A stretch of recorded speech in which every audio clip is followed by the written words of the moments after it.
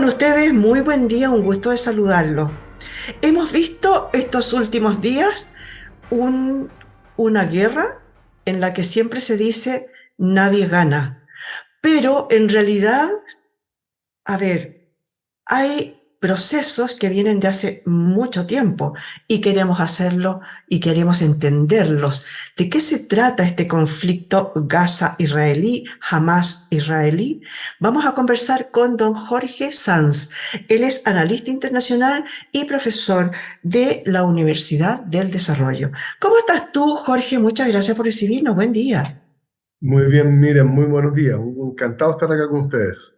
Oye, qué bueno, porque, a ver, yo quiero, me gustaría, más allá de hablar de la contingencia, de lo que está pasando, de que, qué está apareciendo distintas, incluso atentados en otras partes del mundo, eh, me gustaría querer entender un poco qué es lo que pasa. ¿Podríamos contarle a la gente un poco la génesis de esto, desde cuándo viene, de quiénes son Hamas, quiénes son los yihadistas, quiénes son los... eh, eh, cómo es el panorama? Porque hay mucha gente que todos hablamos, todos escuchamos hablar de ellos, de los fundamentalistas, pero la verdad es que no sé si tenemos muy claro cuáles son los orígenes del conflicto. Es un conflicto muy difícil. Es muy difícil porque esta guerra es muy particular, porque a diferencia de lo que pasó en la guerra de Rusia-Ucrania, nosotros entendíamos que eran dos estados que estaban peleando. Sin embargo, esta guerra nos hace mirarla de manera distinta y es muy difícil instalarse en ese punto medio donde uno razona respecto a lo que está viendo. Esa parte es difícil. ¿Por qué?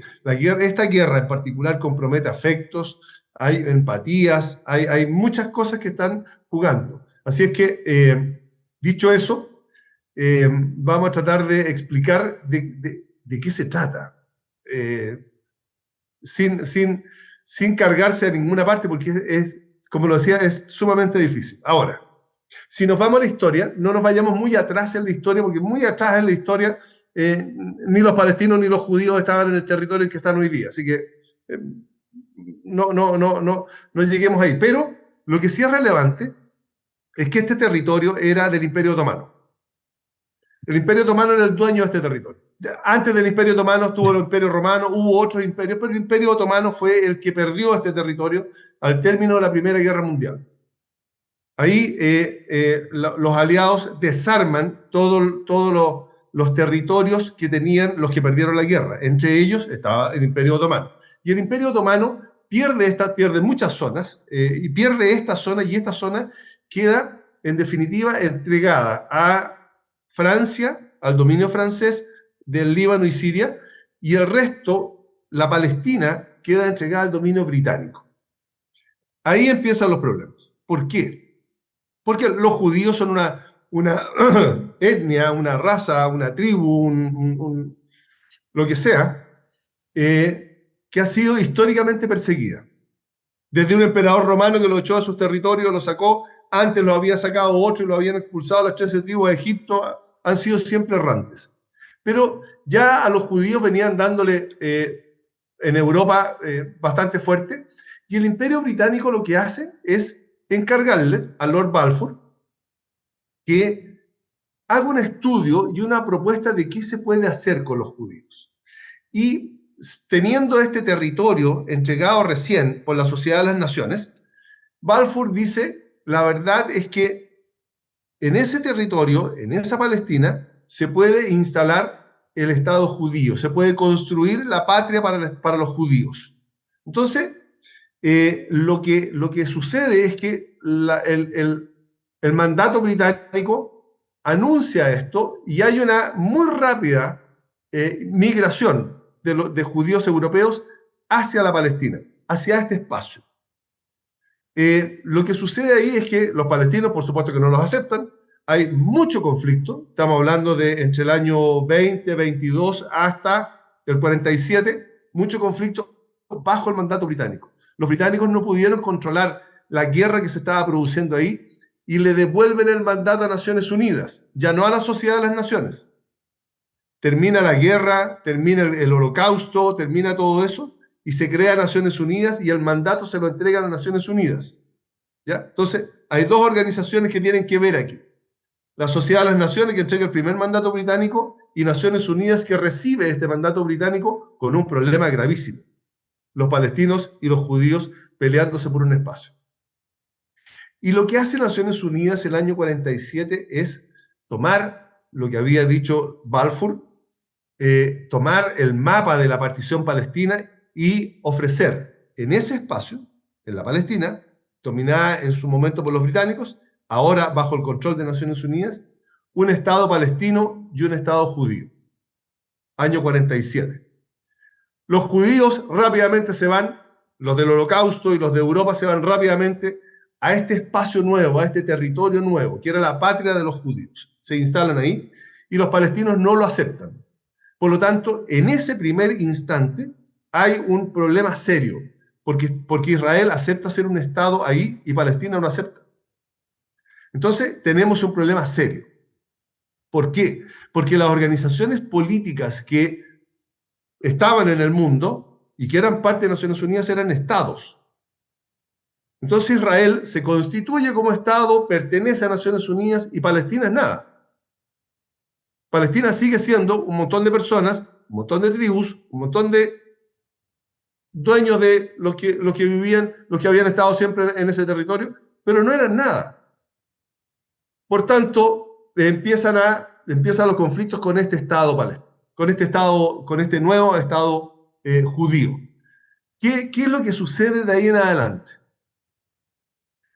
El año 48, el 47 se abre esta posibilidad del Estado. El año 48, Israel decreta su independencia. Israel dice, ok, nosotros nos entregaron este Estado, Naciones Unidas nos entregó este territorio y nosotros a partir de hoy día somos independientes. Somos el Estado de Israel. Y toman ese nombre. Palestina no era nada, no existía. Entonces, lo que sucede es que al ofrecimiento de Naciones Unidas de un Estado judío y un Estado palestino, solo el Estado judío existe y el Estado palestino no existe. Que era el ofrecimiento original. ¿Ya? El año 48 Israel proclama su independencia e inmediatamente al día siguiente hay 5 países árabes, Egipto, Jordania, Siria, Líbano e Irak, que son todo el borde de Israel, más Irak, que está un poco más atrás. Esos 5 países invaden, atacan a este nuevo Estado que se estaba organizando, recién nacido, y pierden la guerra. Estos 5 países pierden la guerra. Las características del desarrollo del territorio israelí es que Israel le ha pegado a todos sus vecinos juntos y a todos sus vecinos de a uno. Es muy curioso. Un Estado recién nacido, recién independizado, es, comillas, atacado por sus 5 vecinos y le pega a los 5. No es que Israel haya sido un espacio de agricultores. No, ellos tenían un grupo militar que se llamaba Haganá, y esa Haganá se transformó en el ejército de Israel. Muy rápidamente fueron las fuerzas de defensa de Israel. Por lo tanto, tenían una organización militar, habían peleado la guerra, habían hecho un montón de cosas, tenían una organización militar, y además, los que se fueron a vivir a esa tierra, a la Palestina, tenían la absoluta certeza y el convencimiento de que o tenían una muy buena preparación militar y una muy buena defensa militar, o iban a desaparecer. Porque todos los demás eran árabes. Y lo que estamos hablando aquí es de una disputa, más allá de política, es religiosa. Se inicia como una cosa religiosa. Por tanto, el mundo occidental en algún instante ya había sacado a la religión de la política. Pero el mundo musulmán no.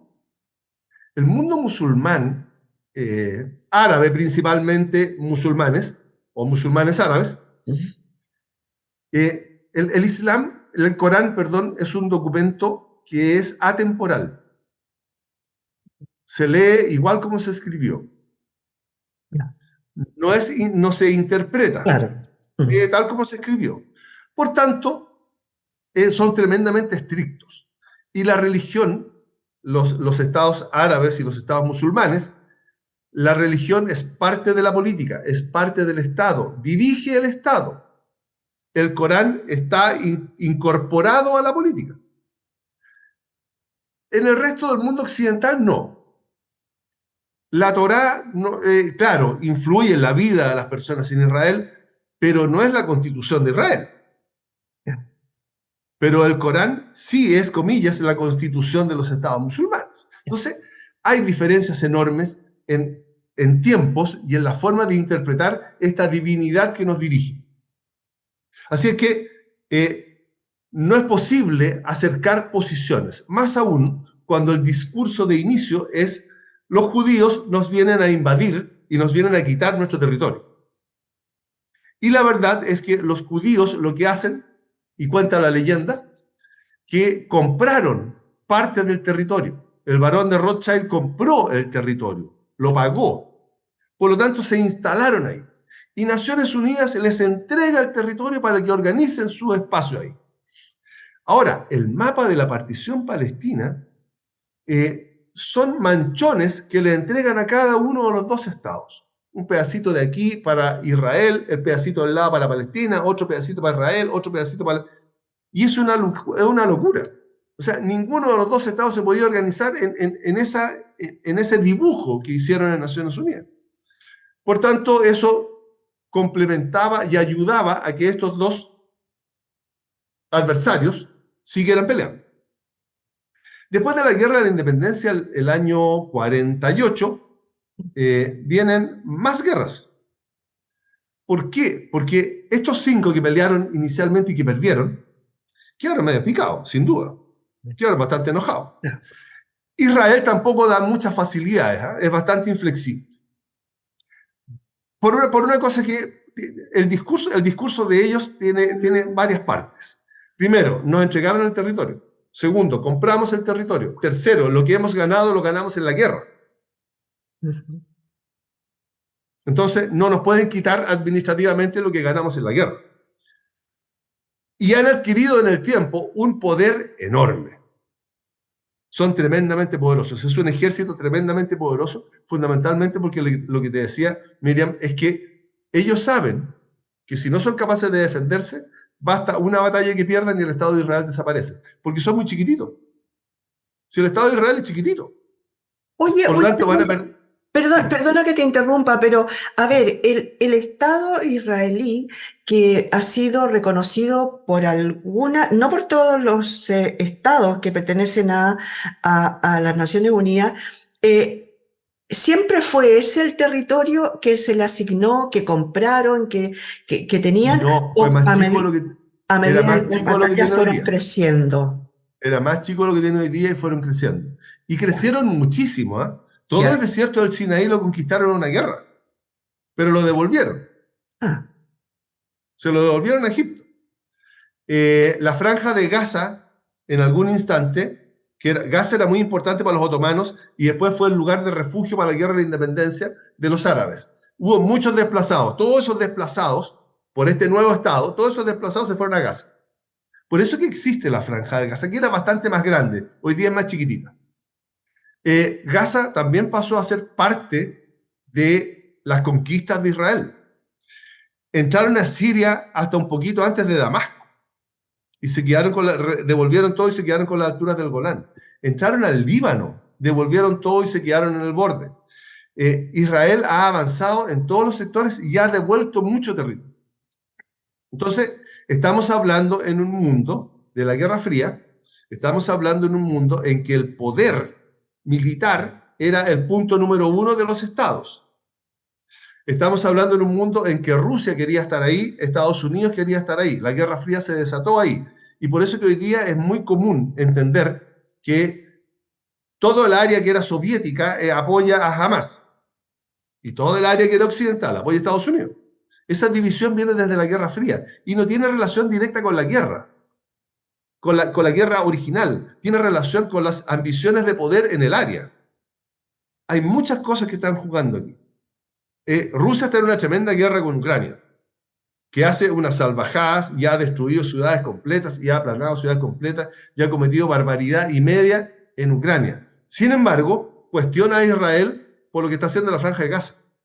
Entonces hay una locura en la forma de mirar este problema, porque es muy difícil de entender, como lo que decíamos al comienzo. Tiene muchas emociones en el análisis y cuesta dejar las emociones a un lado y meterse solo en la razón. Pero lo que yo estoy tratando de hacer es una cuestión absolutamente fría, en que alguien me puede decir, sí, pero los israelitas son bastante pesados porque mueven la frontera. Sí, mueven la frontera. Todos los estados mueven la frontera. Todos. Nosotros hemos sufrido ese movimiento de la frontera y lo sufrimos hace poquito cuando Perú nos quitó parte del mar. Entonces, todos los estados mueven la frontera. Nosotros perdimos la Patagonia porque Argentina movió la frontera. Es parte del mundo. Y lo tenemos que entender así. El mundo es como es. No es como nosotros quisiéramos que fuera. Entonces, Israel es complicado, sí, es complicado. Pero tenemos que entender y ponernos en los zapatos de Israel en algún instante, que todos los países vecinos son adversarios. Y todos los países vecinos se lo quieren comer. Y por otra parte, la Palestina no se ha organizado políticamente por problemas de los palestinos, no necesariamente de los judíos. Pero cuando los palestinos tienen problemas, los judíos se meten al medio y aumentan el problema. Y no los dejan ponerse de acuerdo. O sea, hay muchas cosas que juegan aquí. ¿Por qué? Porque todos quieren existir y seguir existiendo. Después de la guerra de independencia, Egipto, fundamentalmente, Egipto fue el más activo. Egipto fundamentalmente crea una alianza con Siria y con Jordania, y que en el tiempo esa alianza se llamó la República Árabe Unida, de Gamal Abdel Nasser. ¿Ya? Esa organización política, que era tremendamente poderosa, empieza a bloquear un puerto, un estrecho, el estrecho de Tirán.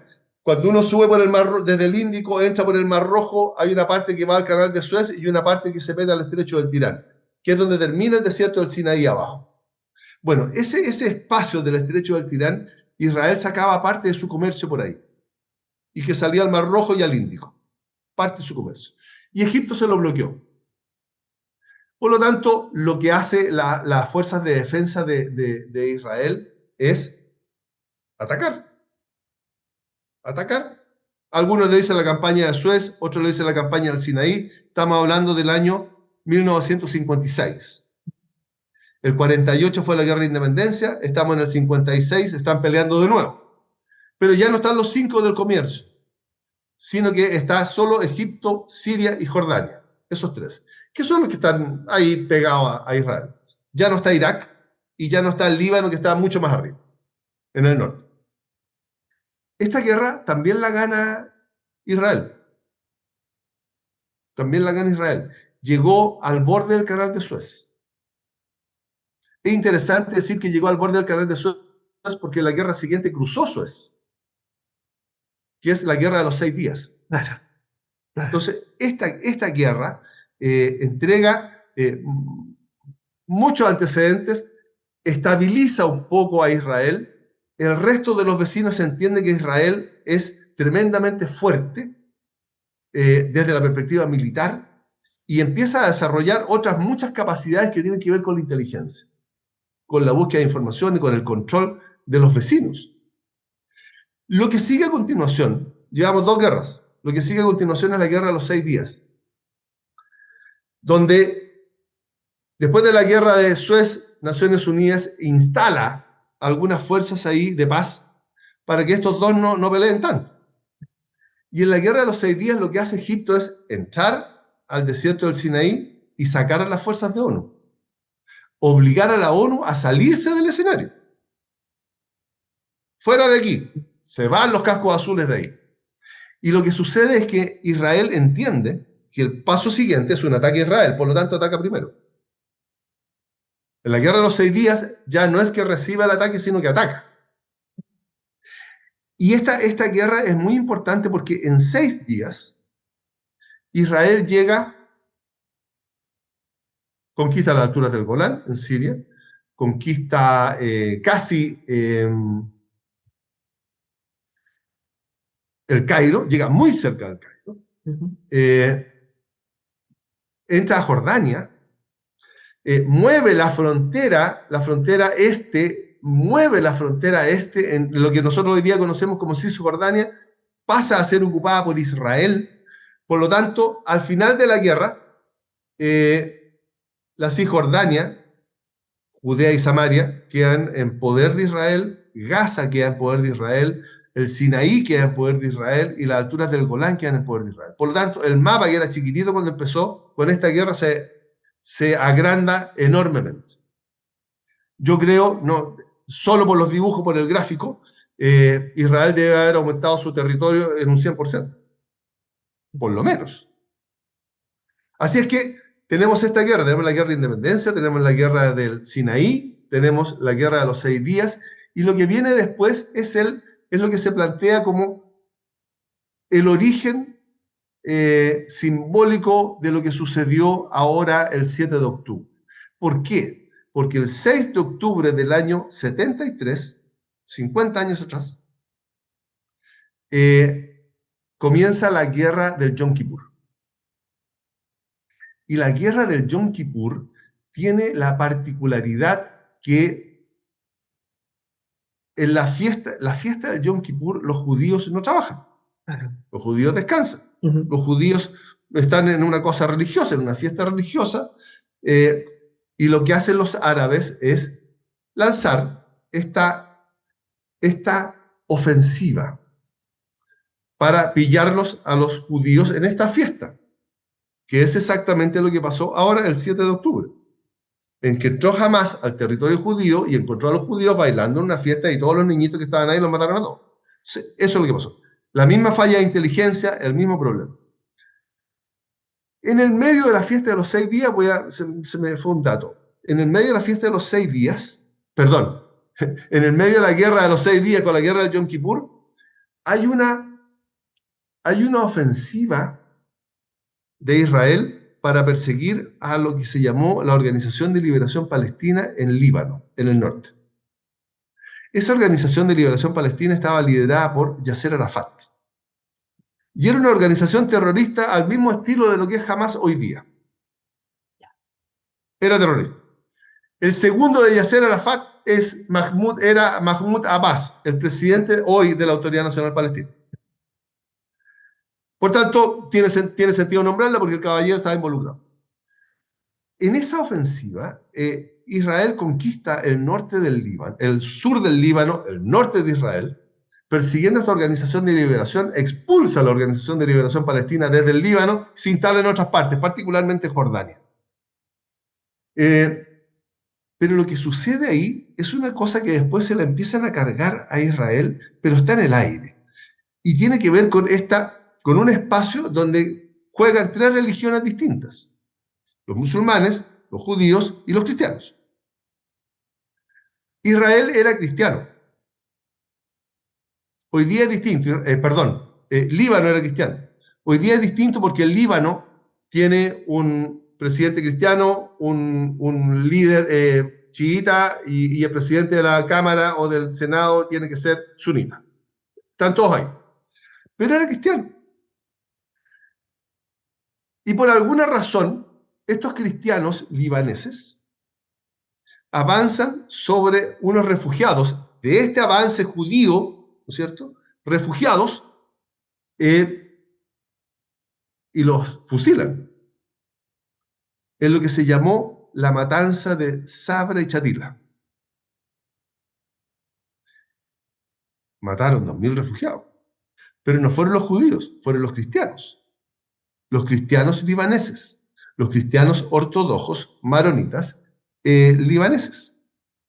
Entonces, se empieza a mezclar todo aquí, ya, porque ya todos tocaron vidrio y ya están todos peleando. Después de eso viene la guerra del Yom Kippur. Y en esta guerra del Yom Kippur entran a jugar muchos egipcios, Egipto, Siria, Jordania, entra el Líbano y vuelve Irak a pelear aquí, en esta guerra. Es una guerra que duró 10, 15 días. Los israelitas cruzaron Suez, el canal de Suez, estuvieron a punto de llegar al Cairo, no quisieron llegar al Cairo, destruyeron al ejército egipcio, que era el más potente, lo destruyeron, y el que logra la paz en ese minuto, o al menos detener la guerra, fue Henry Kissinger. Y Henry Kissinger les dice a los egipcios, ¿saben qué? ¿Para qué? Henry Kissinger es judío. Para que podamos mantener un espacio de paz, lo que tienen que hacer es devolver la península del Sinaí a Egipto. La península del Sinaí completa se la devolvieron a Egipto. Así es que, y se quedaron controlando las alturas del Golán, por varias razones. Primero, porque el Golán controla los bajos del Líbano y los bajos de Siria. Por lo tanto, desde ahí arriba yo puedo ver a los que me van a venir a atacar con tiempo. Y segundo, porque las alturas del Golán tiene agua. Y el agua es fundamental. Ajá. Así que ahí Sobre están peleando todo, las alturas del Golán. perdona, sobre todo para Israel, que no tiene Sobre todo para Israel. agua dulce, Entonces, claro. están peleando ahí. Terminaron las guerras. Con esto terminan las guerras. Guerras entre estados. Pero empiezan a pasar otras cosas, porque esto no termina. La relación de los palestinos y de los árabes con Israel es de violencia. Y cuando lograron establecer algunos acuerdos de paz, muere por un lado Anwar Sadat y por el otro lado muere Yitzhak Rabin. O sea, aquellos que buscan la paz, sus mismos pares los matan. A Rabin lo mató un judío y a Anwar Sadat lo mataron los árabes. Entonces, es muy difícil empezar a hablar de paz y de acuerdos de paz cuando existe este nivel de crispación, para ocupar un término que ocupamos aquí en la política. Es tremendamente difícil. Ahora, desde la perspectiva de los palestinos, Israel mueve la frontera hacia Cisjordania con estas ocupaciones. Y va construyendo unos kibbutz y va armando cositas, porque al otro lado no hay nadie. No hay un Estado que se lo oponga. Hay un cerro. Es que es palestino. Pero ¿quién es Palestina? ¿Con quién converso en Palestina? No hay nadie. Israel se aprovecha de eso. No hay duda. Pero la respuesta de los palestinos en esa primera ocasión fue una intifada. Entonces ya no estamos hablando solo de la guerra, sino que ya estamos incorporando otra forma de defensa que tienen los palestinos, que son estas revueltas muy violentas que se llaman intifadas. La primera intifada del año 87 es porque los judíos estaban ocupando parte de lo que ellos entendían era el territorio palestino en la Cisjordania. La respuesta israelí fue tremendamente violenta. Tremendamente violenta. Esto fue el 87, al año siguiente se establece una organización palestina, que no me acuerdo cómo se llama, porque no es la Autoridad Nacional Palestina, parecía, el Consejo Nacional Palestino. Consejo Nacional Palestino. El Consejo Nacional Palestino construye una organización, se convierte en ellos en una organización, contraparte de Israel, suponían ellos, donde lo que buscan es proclamar el Estado palestino. Ese Estado palestino, la verdad es que lo que logra es un sillón en Naciones Unidas, primero en la UNICEF y después en Naciones Unidas, que no tiene derecho a voto, pero sí tiene derecho a voz. Por lo tanto, es un adelanto enorme. Ya hay un reconocimiento mundial de que existe ahí una organización palestina, una organización política palestina, que pudiera ser la contraparte del Estado de Israel. ¿Ya? Pero no es Estado. Es una organización. No es Estado. Y luego, hace poco, el año 2000, o sea, Ayer, un ratito atrás. claro.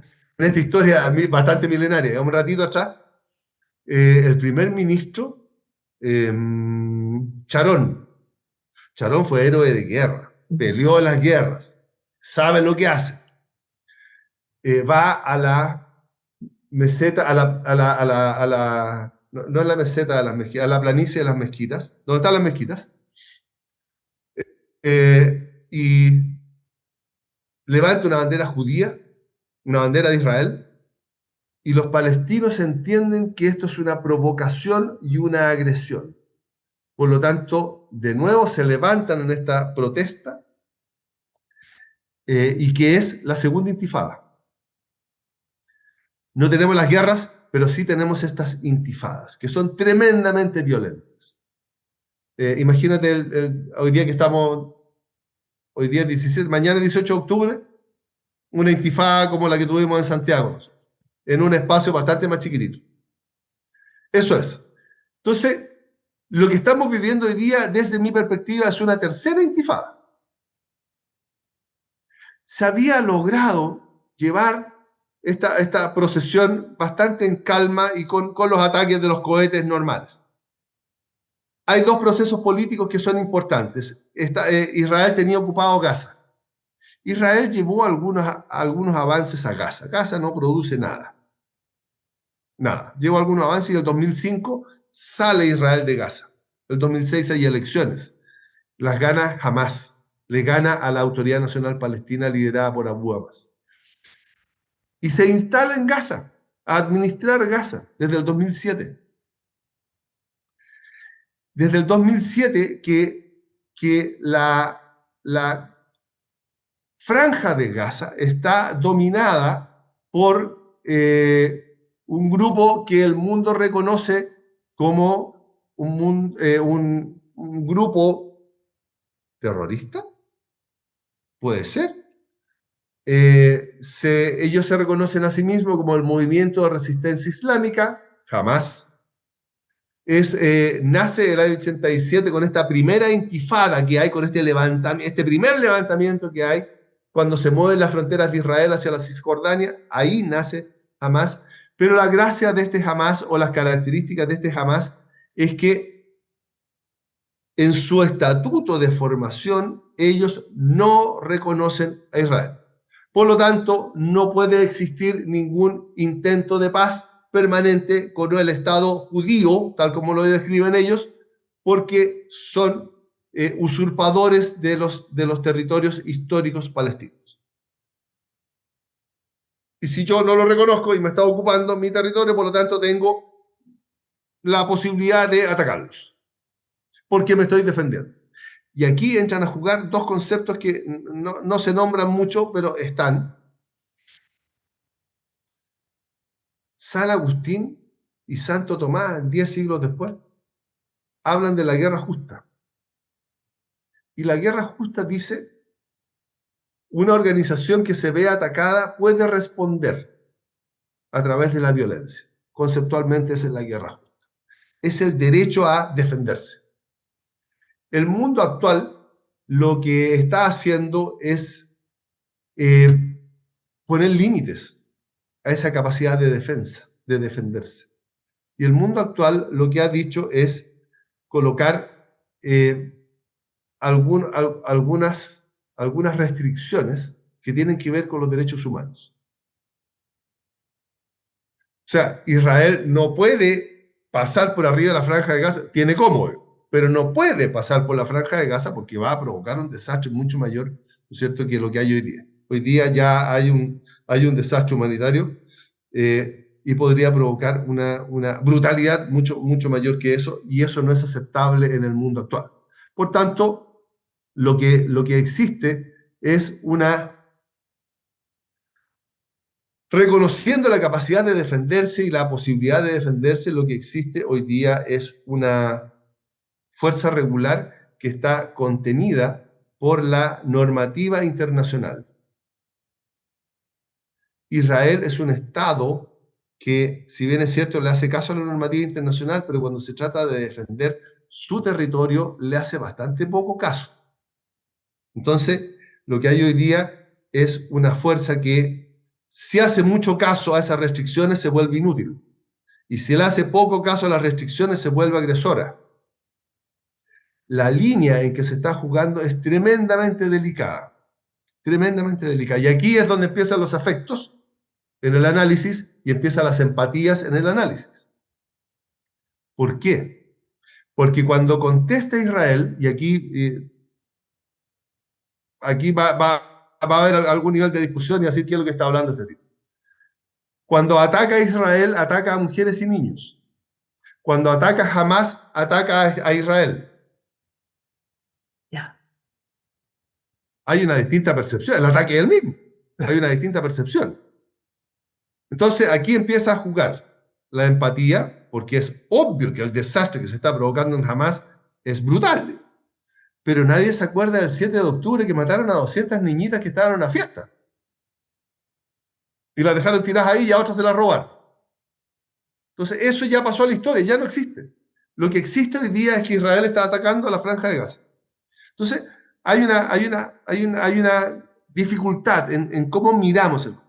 Oye, Es Jorge, así. un millón de gracias por haber estado hoy día con nosotros. Me encantó esta verdadera lección que nos diste durante media hora, explicándonos cuál es la raíz del problema y obviamente, bueno, vamos a tener que quedar expectantes a ver cómo se suceden los acontecimientos desde hoy día para adelante, ¿no es cierto? Muchas gracias por haber estado hoy día con nosotros. Miriam, encantado de conversar contigo, con tus auditores, así que cuando quieran estamos a disposición. Un gusto. Oye, un millón de gracias, un millón de gracias. Conversamos con Jorge Sanz, analista internacional, docente de la Universidad del Desarrollo. Muchas gracias por haber estado hoy día con nosotros en este punto de encuentro. Yo creo que fue súper esclarecedor, más allá de ver el tema de la contingencia, de cómo está sucediendo esto de la guerra en este minuto. No alcanzamos a hablar tampoco, por ejemplo, de ¿qué le va a pasar a Chile? Que de alguna manera vamos a estar inmiscuidos en el problema. No, bueno, pero se nos fue el tiempo. Muchas gracias por haber estado hoy día con nosotros en este punto de encuentro.